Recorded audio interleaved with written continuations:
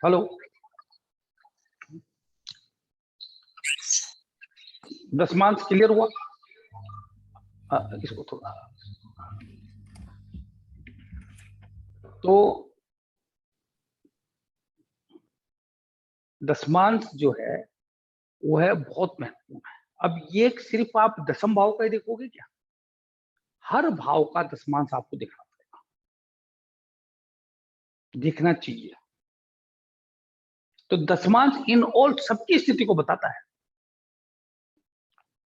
आपका दसमांश जो है आपकी पूरी कुंडली के हर भाव का रिजल्ट बताता है।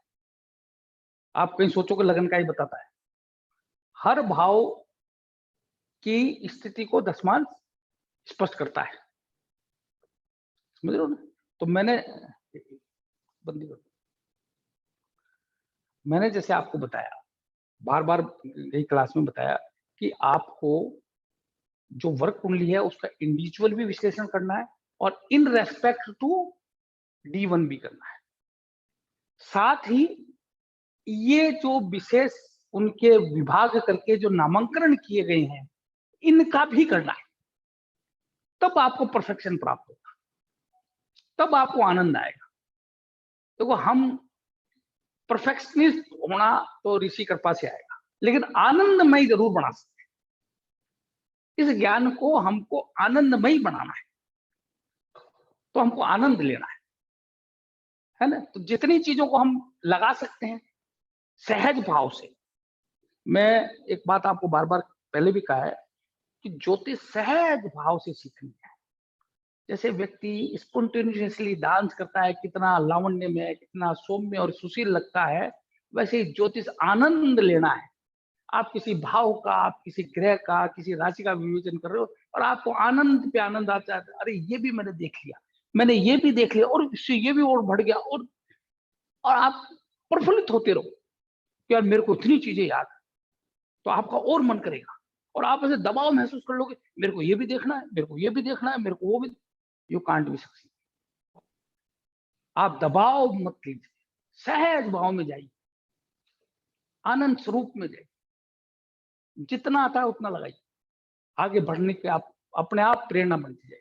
और दबाव में निष्कर्ष नहीं निकलता, क्योंकि दबाव में जो दिमाग है वो निष्कर्ष नहीं निकालता कभी भी, और प्रफुल्लता में वह रस निकालता है, आनंद में वह रस निकालता है। जैसे कोई व्यक्ति लयबद्ध होकर नाच रहा है, उसको नहीं पता है कि मेरे को ये स्टेप डालना है, कि वो एक कोरियोग्राफर आएगा, वो कहेगा 2 कदम ऐसे चल, फिर 3 कदम ऐसे चल, वो डांस कर ही नहीं सकता। और एक फ्री लॉन्चर नाच रहा है तो अपने आप इतना उत्कृष्ट डांस कर देगा जो पूछो मत।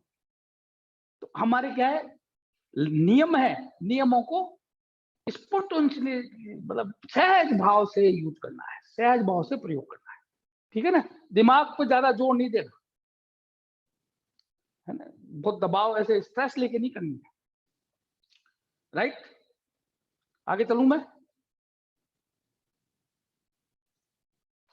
आप में से कोई बताएं कि समझ में तो आ रहा है? सर बहुत अच्छा आ रहा है, बहुत मजा आ रहा है। हाँ, इसमें कोई भी किसी का क्वेश्चन हो तो पूछ। सर ये राक्षस में जैसे आपने बताया रक्षा करना, और जैसे और इसके अलावा और कुछ भी जैसे? भाई जैसे उसको आप डॉक्टरी में डाल सकते हो, जैसे चीर फाड़ वाला डॉक्टर बना सकते हो, क्रूर कर्मा बना सकते हो, शस्त्र निर्माता बना सकते हो, भट्टी आदि का कार्य करा सकते हो, है ना? उस तरह के कार्य जो आते हैं ना, जो जिनमें थोड़ी क्रूरता क्रूरता रहती है, खान खदान का काम करा सकते हो, तुम गिलास तो लो, है ना? गिलास जैसे तो अग्नि में स्मेल्टर वगैरह, काट को अग्नि लेके में जाओ, जो काट। है ना, तो अपना अगले लेवल पे इनके जो कर्म क्षेत्र है वो सब मैं लिखा भी दूंगा। तो राक्षस में उस तरह के काम आपको लेने हैं। जैसे कई लोग अब मांस मछली का काम करते हैं, अब वो मैं यहाँ बोलना नहीं चाहता, है ना? वो सब आप समझो, है ना? लेकिन जो कर्म है वो कर्म है ना? वो सब इस तरह के। ठीक है जी? हेलो, हाँ सोमा जी, समझ में आ रहा है? Hello, yes sir. अब चलो, किन्हीं को किसी की कोई कुंडली ध्यान हो तो देखिए उसकी डिग्री बताओ।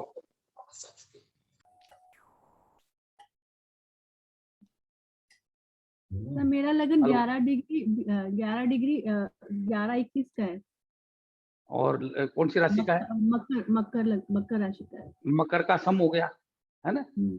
और 11 का मतलब हो गया चौथा। सर चौथा कुबेर हो ना? गया, कुबेर हो गया। कुबेर हो गया। तो आपको तो मिठाई खिलानी पड़ेगी अब।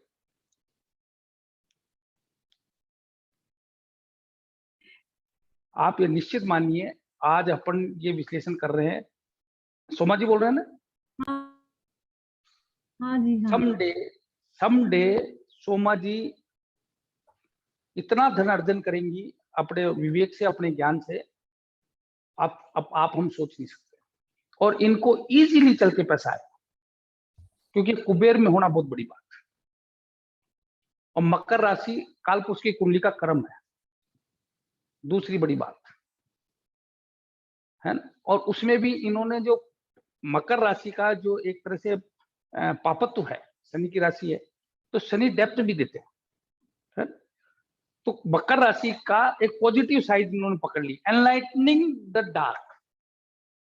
शनि की राशि है ना, एक डार्क स्पॉट होती है ना, डार्क स्पॉट होती है। तो सोमा जी ने जो ज्योतिष का ज्ञान लिया है, जो दिव्य ज्ञान की तरफ ये जा रही है, तो she is enlightening the dark. When the dark is going to pay you again, बोलो देंगे तो कितना देंगे, तो इनको तो और प्रयास बढ़ाना चाहिए। ठीक है ना, वेरी गुड। इस तरह से आप सब लगा के देखिए, और ये निश्चित मानिए कि ये जब से पैदा हुई होंगी तब जब तक रहेंगी, धन की कोई कमी नहीं रहेगी इनके पास, और निरंतर करेंगे तो और बढ़ती चली जाएगी। ऐसे व्यक्ति को व्यापार करना चाहिए। तो आप you are in right field, do some more, put your all the efforts, right. और कोई? तो आप सब लगाइएगा, है ना? अब क्लास बहुत लंबी हो जाएगी नहीं। ठीक है, मैं आगे चलता हूं।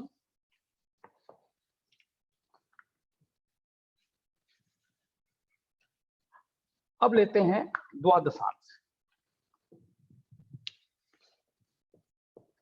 द्वादशांश, द्वादशांश का मतलब 12 पार्ट्स, 12 भाग। और द्वादशांश हम माता पिता के लिए देखते हैं, जैसा उसमें लिखा गया है, पर वह एक परिप्रेक्ष्य, माता पिता के लिए एक परिप्रेक्ष्य है। असल में द्वादशांश जो है वो बहुत बृहद रूप में देखा जाता है। मेरे जीवन में ऐसी क्रियाकलाप है कि मैं रात्रि में बहुत आराम से सोता हूँ, बहुत मस्त नींद सोता हूँ। 12th हाउस, मेरी परचेजिंग पावर 12th हाउस। अब परचेजिंग पावर जिसकी जबरदस्त होगी तो क्या उसकी इनकम नहीं होगी? दो स्थिति हो सकती है, या तो वो फोर फादर से इतना पैसा लेके पैदा हुआ है, या इतनी इनकम है कि उसकी परचेजिंग पावर, यानी वे परचेजिंग ही तो है। आनंदमय निंदा, pleasure of bad what ever, है ना, सारे अशुभ की समाप्ति। पूरे 11 भावों का शुभ कंप्लीशन होके 12वें से ही उत्पन्न होता है। 12वें का शुभत्व यानी कंप्लीशन इज द गुड। 11 भाव खत्म होकर 12वां the completion house, 12th house is the completion house, है ना। तो उसकी पूर्णता, और वो कैसी है, तो वो मेरा 12वां भाव है ना। 12वां भाव उसको ऐसे समझिए आप कि पूर्णता, कंप्लीशन, है ना। स्त्री की हानि या स्त्री पुरुष की हानि, 12th हाउस ये 12वां भाव जहां माता पिता की वो दिखाता है, वहां स्त्री का भी प्रभाव दिखाता है कि वह किस प्रकार से है। ठीक है ना, वह भी आपको वहां से पता चलेगा। किसी के बंधन बन रहा है, अब बंधन सिर्फ जेल ही नहीं होती है। कोई आदमी ऐसी स्थिति में आ जाए कि पैर टूट जाए या शारीरिक क्षीणता हो जाए, कमरे में बंद हो जाए, अपने घर में ही पड़ा रहे, है ना। या कोई आदमी को ऐसा काम दे दो आप, जब घर से गया वहां से गया घर, वो भी बंधन है कि कहीं जा ही नहीं आ पाए। या कोई आदमी सैनिटोरियम में चला जाए स्वास्थ्य लाभ के लिए, या कोई आदमी वृद्धाश्रम में चला जाए, है ना, वह भी बंधन है। अब बंधन कैसा है, शुभ है या अशुभ है? पापियों से बन रहा है तो अशुभ, और शुभ से बन रहा है तो शुभ बंधन है ना। तो बंधन कैसा है, तो मेरे 11 के 11 भावों का कंप्लीशन कैसा है, तो माता पिता के साथ साथ यानी माता पिता का सुख मेरे साथ कैसा है ना, उनसे मेरे को लाभ हो रहा है, हानि हो रही है। यहां तक कहा गया है शास्त्र में, अगर सूर्य 12वें भाव में बैठते हैं तो व्यक्ति का भाग्योदय पिता से होता है ना। और उस सूर्य 12वें भाव में उन कारकत्वों का उदय करते हैं जहां के वो कारक है, यानी लगन के कारक है, नवम के कारक है और दशम के कारक है, तो उनको उत्पन्न करते हैं। ठीक है ना, ये भी शास्त्र में लिखा गया है, आपने पढ़ा भी होगा जो विशारद कर चुके, अगर ध्यान हो तो। ठीक है ना। तो 12th हाउस, 12 भाग किए जाते हैं। अब 12 भाग जो किए जाते हैं, 30 डिग्री में 12 का भाग दो, तो 12 दूनी 24, तो 2 तो 1 हो गया, बच गए कितने 6, तो ये कितने का हो गया 2 2.5 का। ठीक है ना, सीधा सीधा 2.5, राइट। अब 12 भावों में नामांकन किया हुआ है,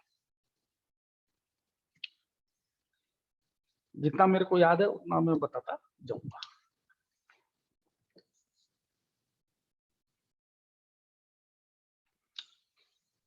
गणेश, अश्विनी कुमार,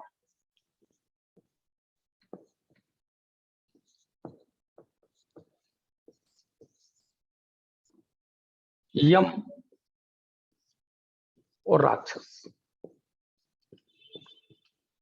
ठीक है ना, इसी प्रकार आप वापिस पुनरावृत्ति है, 5वां गणेश,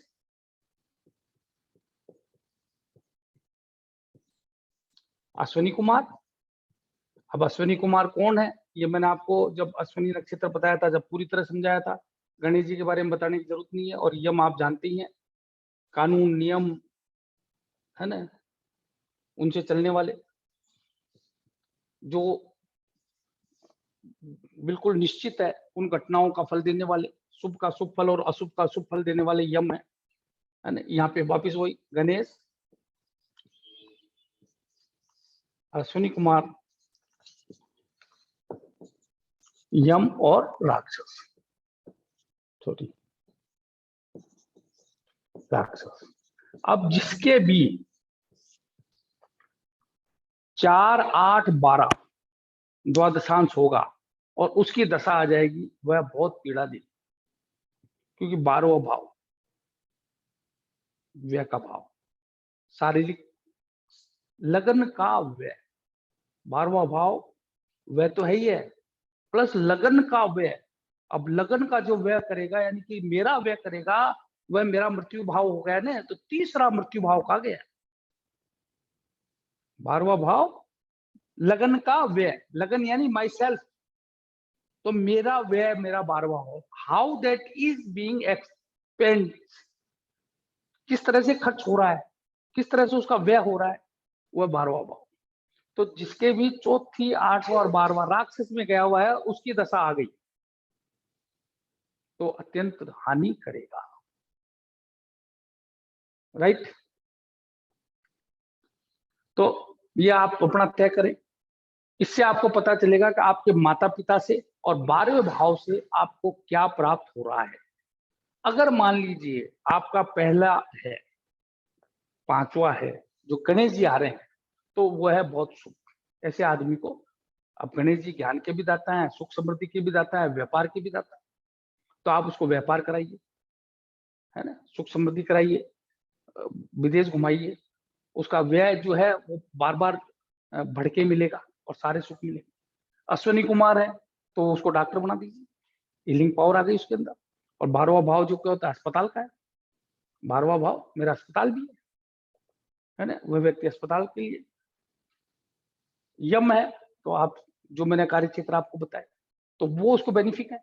और राक्षस की स्थिति आप देख लीजिए, तो अगर गणेश है तो माता पिता से कैसा लाभ होगा, माता पिता पूर्णायु प्राप्त करेंगे और उसको गणेश स्वरूप प्राप्ति होगी। इस तरह से आप इनको स्थापित करिए, ये द्वादशांश, ठीक है ना। अब जैसे अभी सोमा जी ने बताया था 11 डिग्री का है, तो कौन सा हो जाएगा? 5वां। अब 5वां कौन सा हुआ? Ganesh, that is also good, that is also very good. तो she should learn more and more knowledge, get more and more knowledge. बहुत बढ़िया, ऐसे आप सब लगाइए। पर घबराने की जरूरत नहीं कि मेरा राक्षस में आ गया, तो कहने का आशय है कि राक्षस में आ गया तो मैं उसमें सुधार करूं, और ऐसी कोई कर्म क्षेत्र, ज्योतिष जो है कर्म फल पे आधारित है, तो वह कर्म ही नहीं करूं, ठीक है ना, नियम कानून से रहूं, ऐसी प्रवृत्तियां नहीं पैदा होने दूं, है ना, इलेक्ट्रिक रिलेशंस में नहीं जाऊं, आइदर और इलेक्ट्रिक रिलेशंस में नहीं जाऊं, किसी प्रकार का खान पान ऐसा नहीं करूं कि मेरे को अस्पताल के दर्शन करने पड़ जाए। गुरुजी एक प्रश्न है मेरा। हाँ जी, हाँ जी, बोलिए। मान लो किसी के जन्म कुंडली में अगर वो चीज लिखी है कि वो ये चीजें करेगा सब कुछ, हाँ, तो उसकी सोच वैसी हो जाती है, इस बारे में आप क्या कहेंगे? आपने कहा कि ऐसा है, व्यक्तिगत रूप से नहीं ऐसा करे है, वो आदमी ये काम, बिल्कुल लेकिन वो उस ओर ज्योतिष प्रेरित, शास्त्र, वो उसका ग्रह लेके बिल्कुल जा रहा है ना, जो उस प्रेरणा के स्वरूप बिल्कुल उसको करने में बिल्कुल वो प्रेरित हो रहा है। बिल्कुल आपका कथन बिल्कुल सही है, आपका कथन बिल्कुल सही है। ज्योतिष शास्त्र ये कहता है कि मेरे जो संचित कर्म है, शायद आप लेट जुड़े, जो मेरे संचित कर्म है, जो मैं 4th हाउस में मेरे संचित कर्म है, साथ ही मेरा जो ऋण है, जो मैं विस्तृत रूप से क्लास में समझा चुका, वो दोनों का संबंध से ही मैं पैदा हूं। मैं ऋणानुबंध से आया हूं, कुछ से मेरे को ऋण चुकना है और कुछ को चुकाना है। साथ ही मेरे संचित कर्म है जहाँ शुभ और अशुभ दोनों है। तो मेरा 1, 5, 9 के आधार पर वर्तमान कर्म का जो परिणित जो क्रियान्वयन है, वह मेरे शुभ प्रारब्ध को पका के उत्पन्न करता है। सर, मेरा शुभ और अशुभ दोनों रखे हुए हैं, दोनों फल रखे हुए हैं। तो मेरा वर्तमान कर्म अगर ऐसा है कि मेरा शुभ प्रारब्ध उत्पन्न होगा, यानी कि मैं मेरे कर्मों को पहले 5वें 9वें भाव के हिसाब से संपादित करता हूं, तो निश्चित मानिए मेरा शुभ प्रारब्ध उत्पन्न होगा, और शुभ प्रारब्ध उत्पन्न होगा तो मैं सुख पाऊंगा, दुख नहीं पाऊंगा। और उस सुख के समय पे मैं मेरे जो अदृढ़ कर्म है और दृढ़ कर्म है उनको बिल्कुल नगण्य कर दूंगा, और जो दृढ़ कर्म पाप कर्म है उनको मैं बहुत सैन्य बना दूंगा। ये मेरे पास अपॉर्चुनिटी है। तो इसलिए ज्योतिष कहता है कि सब कुछ कर्म फल पे निर्धारित है सर। और वो कर्म अगर आप 9 ग्रहों के हिसाब से निर्धारित करते हैं, 12 भाव, 12 राशियां, 9 ग्रह और 27 नक्षत्र के हिसाब से तय करते हैं, तो आप निश्चित मानिए उस प्रारब्ध को परिपक्व करेंगे जो आपको लाभ करेगा, और उस प्रारब्ध को आप उसके पाप फल को कम कर देंगे, अवॉइड कर देंगे, जो खत्म कम कर देंगे, वो अपॉर्चुनिटी हमारे पास आ जाएगी। यस सर, जैसे मेरे ऊपर ऋण है, या तो मैं और कुकर्म करके और ऋण बढ़ाता रहूं, या मेरे को ऐसे कर्म करूं कि मेरे धन आगमन हो जाए, तो मैं उस ऋण को कम कर सकता हूं ना। Yes sir. ये ज्योतिष ये कर्म फल पे आधारित है, पहली लाइन यही है, ठीक है साहब। सर तो ये द्वादशांश का मैंने आपको विश्लेषण बताया। इसमें हम और बहुत बहुत विस्तृत बात करेंगे, क्योंकि ये बहुत विलक्षण है, द्वादशांश बहुत विलक्षण है। जैसे मैंने आपको बताया कि इनमें अब मैंने दशाओं पे नहीं लेके गया कि भाई अब ये कुबेर का फल कौन सी दशा में प्राप्त होगा, कि राक्षस का फल कौन सी दशा में प्राप्त होगा, कौन सा गोचर इसको प्रभावित करेगा, किस प्रकार प्रभावित करेगा, है ना। तो ये मैं आपको अगले लेवल के क्लास में समझाऊंगा, अभी बहुत भारी हो जाएगा, है ना, थोड़ा विस्तृत भी हो जाएगा। तो लेवल 3 में मैं षोडश वर्ग को और विस्तृत रूप में बताने वाला हूं, और उसके परिणाम आप कैसे एनहेंस कर सकते हैं, उसके दुष्परिणाम आप कैसे कम कर सकते हैं, और वह परिणाम आपको किस पीरियड ऑफ टाइम में और पॉइंट ऑफ टाइम में बहुत ज्यादा प्राप्त हुई, है ना। तो वो नेक्स्ट 3rd लेवल पे करेंगे, राइट।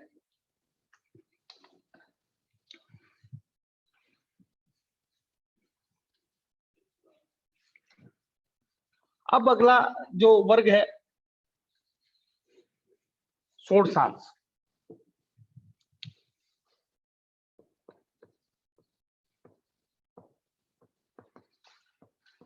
षोडशांश का मतलब 16 भाग। 16 भाग। मेरा चौथा भाव जो है वह सुख है। मेरा चौथा भाव है वह सुख है। भूमि है, भवन है, वाहन है, आभूषण है, दिव्य औषधि है, तड़ाग है, तालाब है, जल है ना, प्रेम प्रसंग है जो मैंने आपको बताया था, परिणय सुख है ना, मेरे मित्र हैं जितने भी हैं वो सब। षोडशांश ये उससे भी एक ऊपर के लेवल की स्थिति है। षोडशांश उस सुख से भी ऊपर का एक लेवल, यानी कि जो भी कारकत्व 4th हाउस के हैं, जो भी कारकत्व मेरे 4th हाउस के, तो चतुर्थांश जो मैं ना वो भाग्य, चतुर्थांश में सुख से आ रहा है, वह सुख जो मेरा भाग्य उत्पन्न करेंगे, यहां वह सुख जो मेरे को आनंद देगा। What is difference? चतुर्थांश वह सुख जो मेरा भाग्य उत्पन्न करेंगे, यानी कि रिसिप्रोकल, कि सुख भी भोगूंगा भाग्य भी होगा, सुख भी भोगूंगा भाग्य भी होगा। ये वह सुख जो मेरे को आनंद देंगे। समझ रहे ना? चीजें वही सब आएगी। अब जैसे षोडशांश बहुत बलवान है किसी का, तो वाहन का प्रयोग करने में उस आदमी को बहुत आनंद आएगा। तो मस्त मस्त, जैसे कई लोगों को वाहन चलाने में बड़ी दिक्कत होती है, अरे यार गाड़ी नहीं चलानी यार, गाड़ी चलाना सबसे बोरिंग। और एक आदमी जो वाहन चलाने में क्या मजा आ गया, यहां से बैठेगा दिल्ली तक उतरेगा ही। ऑन द कॉन्ट्री, किसी ने वाहन खरीदा और भान करते और यार इसने आज गाड़ी खरीदी, कल मकान, थोड़े दिनों बाद मकान ले लिया, इसका बैंक बैलेंस बढ़ गया, इसने भूमि ले ली, इसके संतान हो गई, खुशियां खुशियां बढ़ गई, तो भाग्य। दैट इज माय चतुर्थांश। तो जन्म कुंडली का मेरा कोई भी ग्रह का बल चतुर्थांश, और चतुर्थ भाव का आनंद, यानी कि विवाह के बाद जो आनंद, परिणय सुख, वह मेरा षोडशांश।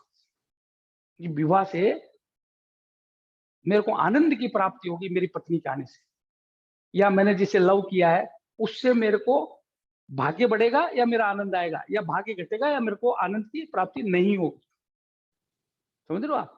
अगर षोडशांश में चतुर्थ भाव में पाप ग्रह बैठे हैं तो व्यक्ति को विवाह के बाद आनंद नहीं प्राप्त होता, भाग्य उदय हो सकता है, क्योंकि वह पाप ग्रह जो हैं वो शुभकर्ता भी हो सकते हैं, लेकिन आनंद नहीं हो सकता, क्योंकि पाप ग्रह आनंद नहीं देते, कम देते हैं, उनकी प्रवृत्ति नहीं है। और शुभ ग्रहों की प्रवृत्ति क्या है? किसी भी स्थिति में आनंद देना चाहते हैं। ठीक है ना? तो ये षोडश वर्ग की जब बात करेंगे तो षोडशांश का मतलब होता है 30 डिग्री के 16 भाग, यानी कि 2 अंश से भी कम का एक भाग होगा, 1.85 करीब होता है, वो आप कैलकुलेट कर लीजिएगा, है ना? 1.85 करीब जाएगा, 16 भाग किए जाते हैं। तो आपको इंडिविजुअली भी उसका पूरा विश्लेषण करना है, और in respect, in contest to D1 भी करना है ना? और साथ ही जो भी मैं बताऊंगा उनका भी आपको करना है, राइट? अब कोई आदमी कभी आपको कहेगा अरे साहब मैंने वो प्लॉट लिया उसके बाद से मैं बर्बाद हो गया, तो मेरा चतुर्थांश, यार ये मकान, जब मैंने जमीन ली, मकान लिया, जब से आनंद ही आनंद ले रहा हूँ, पूरा मकान का आनंद ले रहा हूँ। दैट इज माय षोडशांश। एक बात आपके दिमाग में बार बार आई कि पर्टिकुलर भाव से जोड़ दिया जाता है उसको, क्या ऐसा है? भाई षोडशांश का मतलब है वह चतुर्थ भाव का भी हो सकता है, वो पंचम का भी हो सकता है, वो छठे का भी हो सकता है, वह सप्तम का भी हो सकता है। तो वह क्या है? वाहन विचार। अब वाहन नाम दे दिया तो हम सीधा सीधा उसको उसी पे इंडिकेट करके कर उसको वैसा करते हैं। जबकि मेरा ये मानना है कि हर भाव में भी तो ये इससे होंगे। भाई मैंने पूरे 360 डिग्री का फैलाव कर दिया तो मेरी D1 बन गया, जन्मांग बन गया। तो मैंने उस 30 डिग्री को भी तो 60 में फैला दिया, 60 भाग कर दिए, उसके भी भाग कर दिए ना। तो क्या वो सिर्फ लगन पे रहेगा? इस पे आप विचार करिएगा। तो मान लीजिए जो सुख है, जो षोडशांश है, जो चीजें हैं, वो पंचम से मेरे को कैसी मिलेगी, कि छठे से कैसी मिलेगी, सप्तम से कैसी मिलेगी? तो उसको भी आप देख सकते हो इन रेस्पेक्ट। इस पे थोड़ा आगे अपन जब बैठेंगे एक्चुअल क्लासेस में, जब हम आमने सामने बात करेंगे तब इस पे बात करेंगे। ये मेरे मन में बहुत विचार चलता है, ये मेरे मन में बहुत विचार चलता है। मैं कैसा सोचता हूँ ये आप लोग इस पे विचार कीजिएगा, और आप लोग बैठेंगे तो इस पे अपन बहुत गहन अध्ययन करेंगे। और ये एक रिसर्च का पॉइंट है ना, क्योंकि मैं सिर्फ इसको वाहन नहीं मानता कि मैंने इसको वाहन के लिए देखा, ये वाहन नहीं है सिर्फ। और अगर वाहन है तो मेरा चौथा भाव फिर मेरे को ज्यादा उससे रिलेट करके खत्म कर देना चाहिए। भाई मेरा कर्म क्षेत्र दशमांश है, मेरा कर्म क्षेत्र स्तंभित हो सकता है, मैं स्मगलर भी तो हो सकता हूँ, मैं तत्व ज्ञान शास्त्री भी तो हो सकता हूँ, मैं मीमांसा शास्त्री भी तो हो सकता हूँ, मैं ज्योतिषी भी तो हो सकता हूँ, मैं शमशान में जो चार जो सूट करते हैं उसको क्या बोलते हैं, शमशान में जो चीजें बेचते हैं वह विक्रेता भी तो हो सकता हूँ स्तंभ भाव में, नहीं हो सकता? मैं वहां पे जो कर वसूल करते हैं उसका कर वसूल करने वाला भी तो हो सकता हूँ, जैसे हरिश्चंद्र जी थे, है ना। मैं खान खदान का भी मालिक हो सकता हूँ, मैं दुर्घटना का इंश्योरेंस करने वाला भी हो सकता हूँ, है ना। मैं कुछ वहां मांस विक्रेता भी हो सकता हूँ, मैं बूचर भी हो सकता हूँ, है ना। समझ लो आप, मेरा बूचर खाना भी हो सकता है, तो मेरा स्तंभ भाव है ना। तो कर्म क्या मेरा वो नहीं है? तो क्या मेरा कर्म दशम भाव ही है? अगर मैं दशम भाव को ही कर्म मान के चलता हूं और उसका फैलाव नहीं करता, तो कहीं मैं कुछ ऐसा तो नहीं कर रहा हूं। तो 10th house, how I am performing my Karma, but in fact क्या कर्म मेरे को करने के लिए प्रेरित कर रहे हैं। जैसे रैदास जी जूता काटते थे, मोची थे। अब मोची के कार्य पे आप जाओगे तो लेबर का काम है छठा भाव, लेबर है छठा और आठवां भाव, और उसमें भी चमड़े का कार्य तो छठा आठवां भाव ही आएगा। शनि और मंगल का योग, शनि चंद्र का योग भी चमड़े का कार्य कराता है ना। लेकिन वो तो श्रेष्ठ भक्त थे जिन्होंने साक्षात गंगा को वहां बुला दिया। तो उनका कर्म क्या कहोगे? सोल ऑफ उनका द कर्म ऑफ सोल क्या कहोगे? तो आजीविका एक अलग चीज हुई, तो वो मेरा छठा भाव है। पर how he is performing is 6th house work, जो मैंने बताया कि उससे वो भगवान की उत्पत्ति कर रहा है। वहां से उनका मन तो भगवान को उत्पन्न कर रहा है, लेकिन तो कर्म और आजीविका एक डिफरेंट चीज है। प्लस हर भाव का अपना एक कर्म, तो क्या मैं उसको दशम से जोड़ दूंगा सर? अगर मान लीजिए मेरा 9 में द्वितीय भाव में आके बैठ गया, तो मेरे को धन मिलेगा किससे? ब्राह्मण नवम भाव के कारकत्व से। मान लीजिए मेरे छठे भाव का स्वामी द्वितीय भाव में आके बैठ गया शुभ होकर, तो मेरे को कहाँ से मिलेगा? भाई नौकरी करूंगा, लेकिन साथ ही मैं छठे भाव के और कार्य भी करता हूँ मान लो, तो भी मेरे को धन की प्राप्ति होगी। मैं सेना में हो सकता हूँ, पुलिस में हो सकता हूँ, मैं डॉक्टर हो सकता हूँ, मैं मेडिसिन विक्रेता हो सकता हूँ, मैं सर्विट्यूट में कहीं पे भी हो सकता हूँ, मैं साफ सफाई वाला आदमी हो सकता हूँ, है ना, मैं क्रीज चला सकता हूँ। तो समझे, तो धन आना वो एक अलग बात हो गई। अब यह तीनों चीजें डिफरेंट हो गई। मैं कर्म क्या कर रहा हूं, मेरे को धन किस मार्ग से आ रहा है, और मेरा मन काय में लगा हुआ है। जैसे मैं मेरा उदाहरण देता हूं, I am a government employee, मैं सरकार से सरकार का कार्य कर रहा हूँ, है ना, वहां से मेरे को धन आता है, पर मेरा मन ज्योतिष में लगता है, और मेरा मन ज्योतिष में लगता है, ठीक है ना। लेकिन उसके अलावा ये तो हो गए दो बात कि धन किससे आ रहा है, सरकार से। कर्म मेरी आत्मा का क्या है, ज्योतिष करना, है ना। तीसरी चीज, पास टाइम में मैं जाता हूं, मान लीजिए मैं उसमें शेयर बाजार का भी काम कर रहा हूं, ये तो सब डिफरेंट हो गए ना, डिफरेंट डिफरेंट हाउस से आते हैं, तो इस पर बड़ा विश्लेषण करेंगे, बहुत बहुत ज्यादा ज्योतिष पे वर्क करने की जरूरत है। आप लोग साथ देंगे तो बहुत अच्छी अच्छी चीजें निकल के आएगी। सर आपने हाँ सर आपने आजीविका, थर्ड हाउस और देशकांड भी बताया था। हाँ, देशकांड से आती है ना, बिल्कुल सही बात, आजीविका, बिल्कुल सही, बिल्कुल सही। परिश्रम का फल, आजीविका परिश्रम का फल, ठीक है ना। तो ये षोडशांश का भी नामकरण किया हुआ है।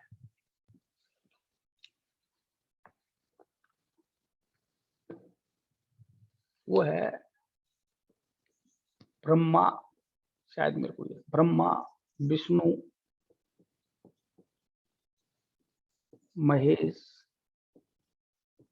और सूर्य, और उसी प्रकार से पुनरावृत्ति है। ब्रह्मा विष्णु महेश सूर्य, ब्रह्मा विष्णु महेश सूर्य, इसी प्रकार से पुनरावृत्ति है। तो आपका जो सुख है वो किस तरीके के हैं, या आपका मन कैसे तरह के सुखों में आनंद प्राप्त करता है। अब ब्रह्मा है तो वो ज्ञानवान होगा, विष्णु होगा तो लोगों की फायदा करने, ये महेश महादेव जी से संबंधित, और सूर्य जो है वो राजकीय प्रताप यश प्रतिष्ठा के लिए थोड़ा उग्र और क्रोधी भी होगा, पराक्रमी होगा। तो ये रिपीट करेंगे बार बार, है ना। इनको आप लगा के देखिए, ये षोडशांश, ब्रह्मा विष्णु महेश, और इनकी बार बार पुनरावृत्ति होती है, राइट। अब आपका कोई क्वेश्चन हो तो पूछिए।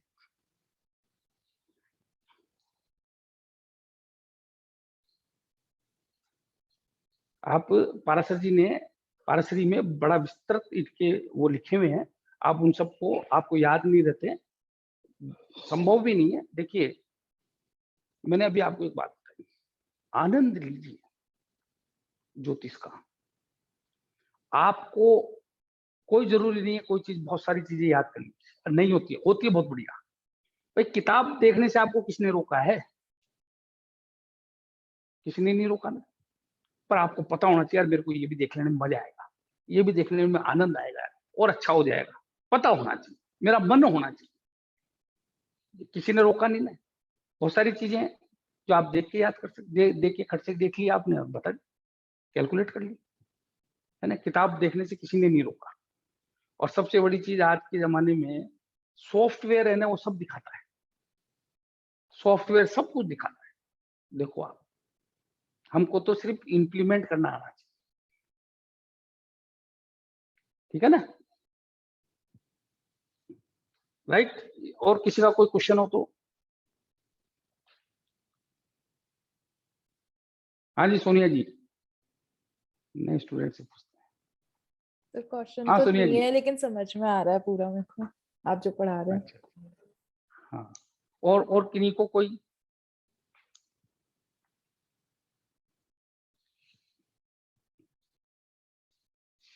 देखिए जब अगले उस पे जाएंगे तो मैंने अभी आपको बताया कि रिसर्च टाइप की बात करेंगे और उसको लगा के अपन इम्प्लीमेंट करके उनका रिजल्ट निकालेंगे, है ना। तो ये जो वर्क कुंडलियां हैं ये कितनी महत्वपूर्ण है, मतलब समझ नहीं सकते हम। पूरे ज्योतिष शास्त्र में इनको जो नहीं लगा रहा है ना वो फल नहीं पा सकता। मैं समझता हूँ नवमांस भूल गया। चलो अब बात करते हैं नवमांस की। वैसे तो नवमांस अपने आप में एक बहुत ही बड़ा चैप्टर है।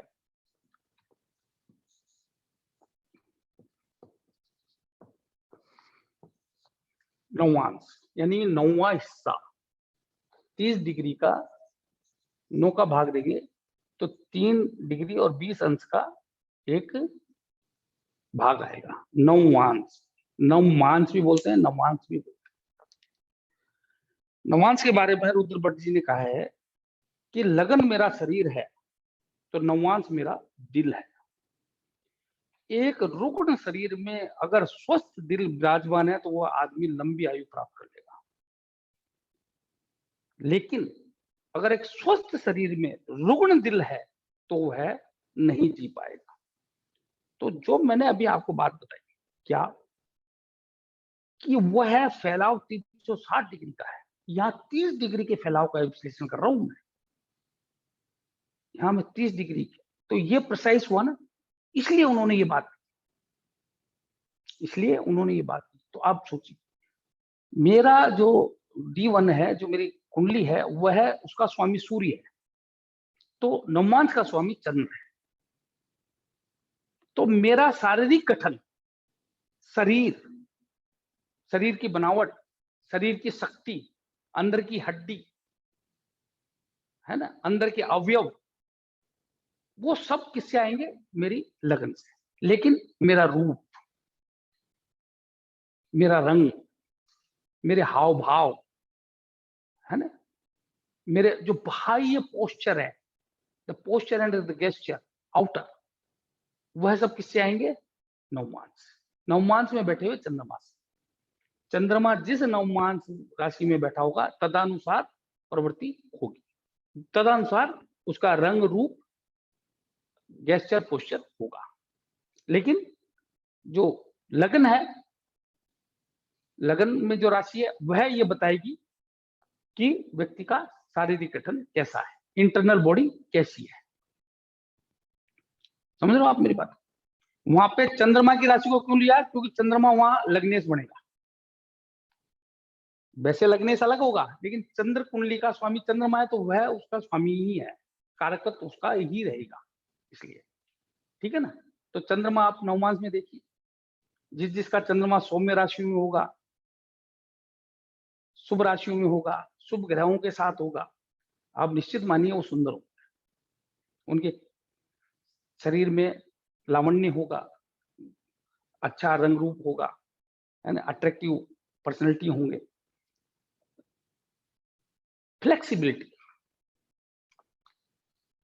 Flexibility is a very inevitable part of our life as well as of kundli. तो जितने भी शुभ ग्रह हैं वह फ्लेक्सिबिलिटी देते हैं। तो चंद्रमा तो मोस्ट फ्लेक्सिबल है। चंद्र बलवान वाला आदमी सबसे बढ़िया नाच करता है, चंद्र शुक्र वाला एक्टर होता है, तरह तरह के स्वांग रचा ले सकता है, रूप बदल सकता है, सुंदर होता है, परफेक्ट डांसर होता है ना? तो वो उसका सुंदरता भी होती है। तो नवमांश मेरा चंद्रमा, नवमांश का स्वामी कौन होता है? चंद्रमा। 9 भाग किए जाते हैं। प्राथमिकता से कुंडली के बल को, क्योंकि इसके 27 भाग होते हैं, 27 नक्षत्र हैं, है ना, हर राशि जो है, हर नक्षत्र 4 चरण है और राशि में 9 चरण होते हैं। तो वो किस प्रकार नवमांश में आ रहे हैं, तो ये एक दूसरे से रिसिप्रोकल है, एक दूसरे को बल प्रदान करते हैं। तो कुछ योग, वैसे तो योग कुंडली में ही देखे जाते हैं, पर कुछ योग ऐसे हैं जो नवमांश से कुंडली में बनते हैं, कुंडली से नवमांश में बनते हैं। जैसे मृदंग योग है, जैसे सुपारिजात योग है या पारिजात योग है ना, ऐसे योग हो गए, वो दोनों में बनते हैं। तो नवमांश में अगर लगन का कोई भाव अशुभ स्थान पे जाता है तो अशुभ ही करेगा, वो अशुभ हो जाएगा। यहां तक शास्त्र में कहा गया है कि कोई ग्रह अगर कुंडली में उच्च का है और नवमांश में जाके नीच का हो गया तो वो नीच के फल देता है, यानी उसका उच्च भंग हो गया। और कोई ग्रह नीच का है अगर कुंडली में और नवमांश में उच्च का गया तो उच्च के फल देता है। तो आप सोच सकते हैं कि नवमांश कितना जरूरी है, कितना महत्वपूर्ण है।